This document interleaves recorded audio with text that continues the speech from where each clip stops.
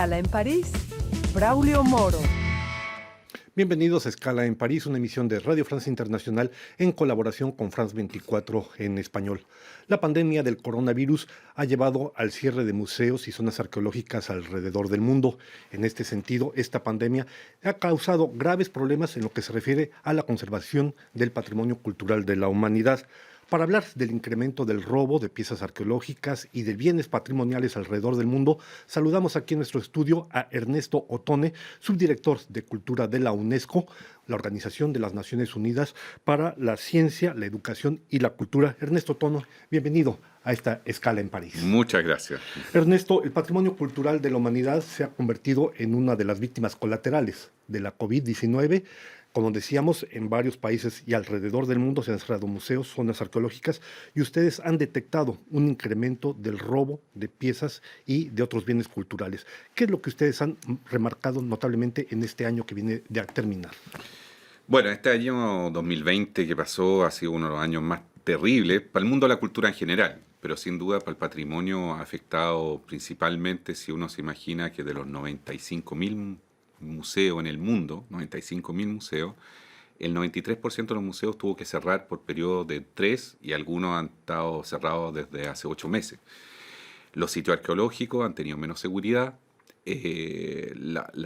todo el tema de inventariado de las obras no ha seguido su curso normal y eso ha significado que con los socios con los que trabajamos, que son Interpol, que son la Organización Mundial de la Aduana, las cifras nos indican que efectivamente el aumento del tráfico ilícito a través de distintas formas, estamos hablando a través de plataformas digitales, pero también de la venta en línea, ha crecido enormemente en este periodo desde marzo en adelante.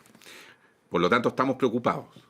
En este terreno, usted lo dice, hay las plataformas en línea, notablemente sitios como por ejemplo Facebook, como eBay, como GoAntique, por no citar sino algunos ejemplos, que han sido señaladas como responsables de canalizar, de facilitar precisamente este tráfico de piezas que han sido robadas. ¿Qué nos puede decir a este propósito? Bueno, la verdad es que en el mes de mayo tuvimos la buena noticia que después de 3 años de trabajo con alguna de estas plataformas, específicamente con Facebook e Instagram, ellos decidieron poner un banner, es decir, prohibir o perseguir cuando el tráfico se hacía a través de su plataforma. Sin embargo, hoy en día es muy difícil detectarlo, porque sobre todo de los artefactos que son robados en sitio arqueológico, porque no están inventariados. Por lo tanto, uno no sabe el destino, o sea, el origen. Y por lo tanto, es muy difícil hacer una persecución. Antiguamente el tráfico pasaba por aduanas, y aduanas tenía un control muy fuerte. Hoy en día aduanas reconoce que desde el año pasado ha estado concentrado en temas de salud, es decir, de las máquinas respiratorias. Entonces también había un poquito menos de cuidado en lo que circulaba a través de esto. Pero la verdad es que a través de las plataformas, cuando tú compras un objeto de arte y tú no sabes el origen, pero tú supones que es un origen legal, tú tienes distintas formas de hacer el envío. Entonces no es solamente la compra, también es el envío. Si tú declaras un objeto como un juguete de menos de $100, no pasa la revisión de aduana. Por lo tanto, te llega a la casa.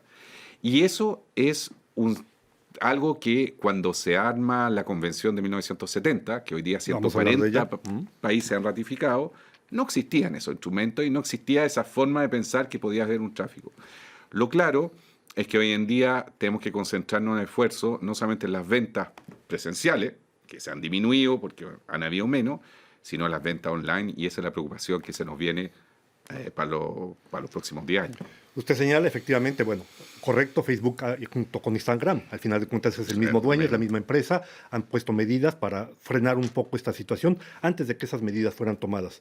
Ustedes habían detectado, si no mal recuerdo, más de 120 grupos, hagamos de cuenta que esto es un gran árbol, 120 grupos que hacen como una especie de ramas y más de 500,000 personas, que podrían ser las hojas del árbol, que se dedican precisamente a la circulación, al tráfico de piezas de bienes culturales.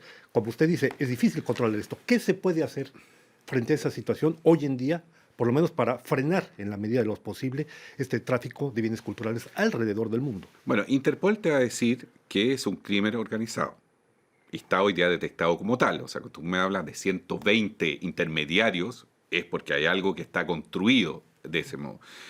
Y cuando se inventa esta convención de 1970, que es ratificada por los Estados miembros, contra el tráfico ilícito y la circulación de bienes culturales de origen dudosa, lo que se intenta hacer es formar y capacitar a los países para tener temas jurídicos y normativos que sean semejantes entre ellos, cosa que todavía no se ha logrado. Por lo tanto, tú puedes tener una misma región, América Latina, por ejemplo, todos los países tienen legislaciones distintas y tienen penas distintas y tienen controles distintas. Una de las grandes recomendaciones desde los años 70 ha sido que en las policías hay que formar cuerpos especializados, como lo tienen los países europeos.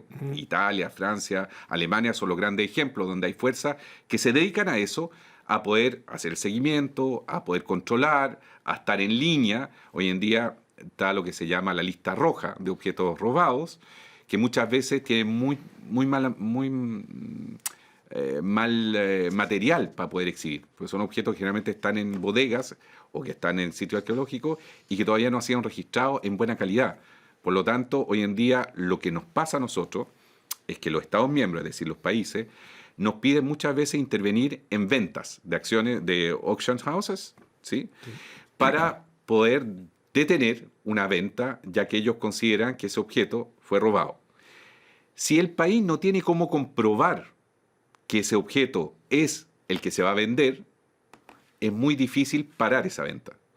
El año pasado logramos, en un caso de Guatemala, unas piezas de México Aquí y de en Francia Túnez. fue precisamente Acá en el caso, Francia, fue el escándalo, pero sí. conseguimos también en Alemania.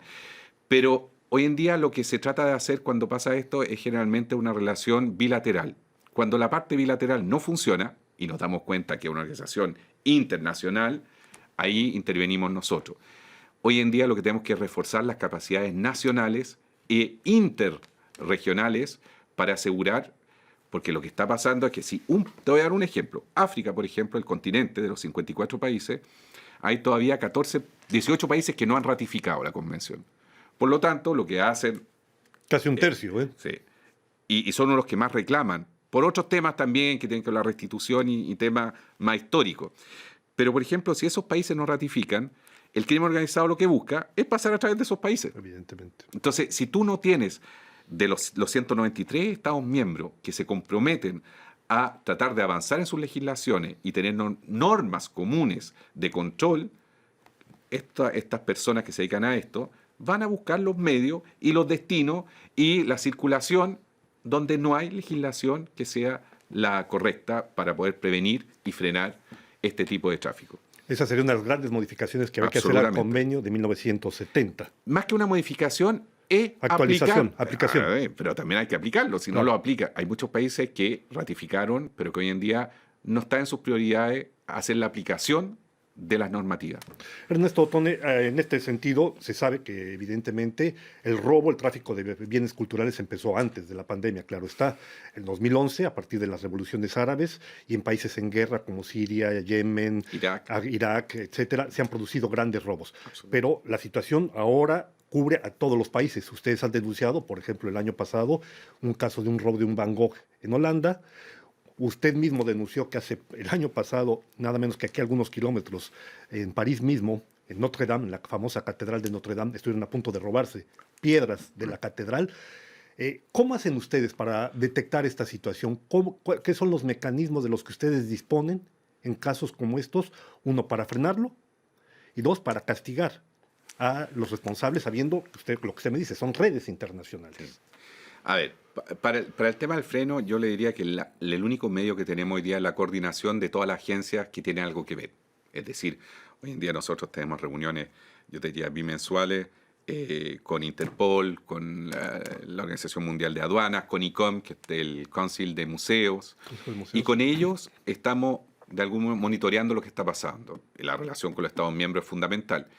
Eso es para prevención. La segunda parte es la formación, es decir, cómo tú creas conciencia, que es lo que estamos haciendo con la campaña que se lanzó el año pasado y que va a seguir todo este año, de que este tráfico no es algo ajeno. Es decir, cuando hablamos de este tráfico, termina en el living de tu casa y tú no sabes el origen, porque la persona que te lo vende te está diciendo que es legal. Claro. El tema es que nosotros lo que tenemos que concientizar es que las personas que compran estos objetos estén conscientes de tener toda la información de obtenerlo. Y el año pasado nos encontramos con una campaña muy fuerte de algunas casas de remate que hicieron una anticampaña de nuestra campaña. Nosotros no estamos criticando las casas remate ni los museos que arman sus colecciones. Lo que queremos es asegurar que lo que se muestre, se exhibe o se venda sea en condiciones legales. Y eso es lo que estamos discutiendo.